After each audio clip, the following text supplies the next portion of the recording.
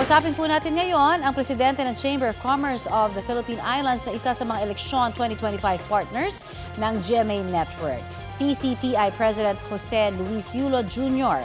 Magandang tanghali at salamat po sa pagpapaunlak ng interview sa amin, sir. Magandang tanghali. Thank you very much. Yes, sir. Very briefly, ano po ba itong Economic Compass Pillars 5 para muli hong makamit daw ng Pilipinas ang dati nitong economic status? Ang Economic Compass Pillars 5 po ay nanggaling ho sa history kasi dati, 1960, ang Pilipinas ay pinakamayaman sa Asia at ASEAN, second lang sa Japan. Pinakamayaman po tayo.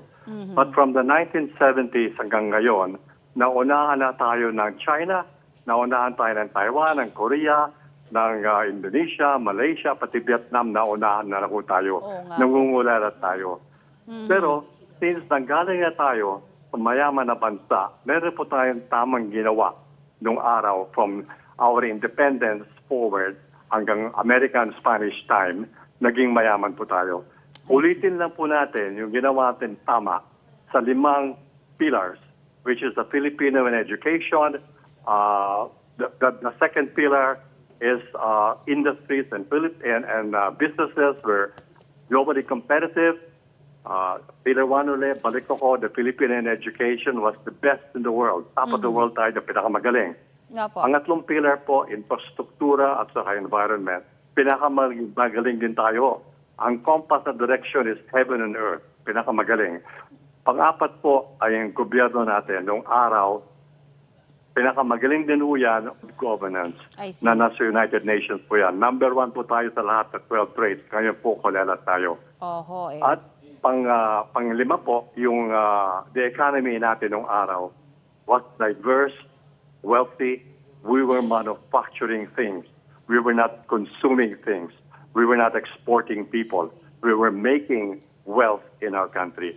Yun po ang 5 na gusto namin ibalik sa bayan. Opo, ang sarap pakinggan, sir, pero parang ang tagal bago maibalik. Ano ho ang timeline ba natin kung sakasakali sa 5 pillars po na nabanggit ninyo na yan? Yung 5 pillars po, ang gagawa po niyan ay gobyerno. Pwedeng policy lang po yan o pwedeng batas. Pero kasama rin po dyan ang private sector, ang pribadong sector. For example po, ang Senado, nag-approve na yan ng bill na lahat ng raw material ng Pilipinas, lahat ng mga ating copper or iron ore, ay dapat huwag i-export. Dapat gamitin sa Pilipinas, magtayo ng pabrika para gamitin yung ating mga materyales para gawin ang final product. Ang ginagawa po natin kasi ngayon, kinukuha natin yung minerals natin, ini-export natin sa China at sa ibang bansa. Sila ang gumagawa ng produkto, tapos mag-i-import tayo ng finished product. So ang ginawa na ng ating Pilipino ay pupukpok, no? Pero wala tayong ginagawa. Tapos mag-i-import tayo sa ibang bayan na ang added value ay napupunta sa kanila. Kaya sila yung mayaman, tayo namumulubi.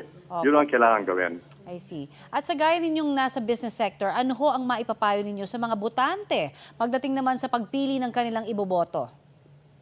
Ang mga botante po ay dapat pumili ng mga botante na number 1, honest, hindi ho magnanakaw. Pangalawa, gustong magtayo ng pabrika sa Pilipinas para ang kayamanan ay gagawin sa Pilipinas at gagamitin ang ating raw materials para ipakain sa ating pabrika. Yun po dapat ang gawin. Hindi ho kami sang-ayon na yung ating kayamanan ay binibigay natin sa ibang bansa. Yun ho dapat ang piliin ng botante. So dapat makabayan, ano? Dapat makabayan. Alright. Maraming salamat po sa inyo. Yan po naman si Chamber of Commerce of the Philippine Islands President, Jose Luis Yulo Jr. Thank you.